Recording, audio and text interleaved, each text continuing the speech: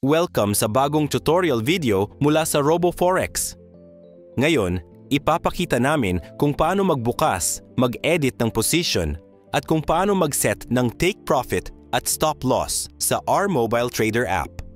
Para magbukas ng bagong position, Step 1. Pumunta sa Quotes tab, piliin ang trading o financial instrument na gusto mong i-trade at itap ito. Step 2. Para magbukas ng bagong position sa Chart tab, itap ang Buy o Sell button o itap ang New Order icon sa itaas na kanang bahagi. Step 3. Iset ang order parameters. Piliin ang direksyon ng order, Buy o Sell, at itap ang tamang button. Congratulations!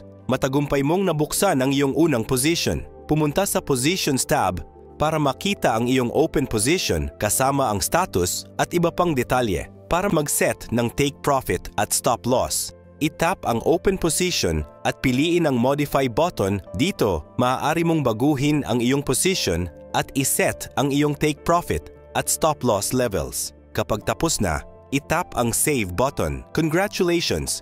Matagumpay mong na-edit ang iyong position at na-set ng take profit at stop loss. Salamat sa pagpili sa RoboForex.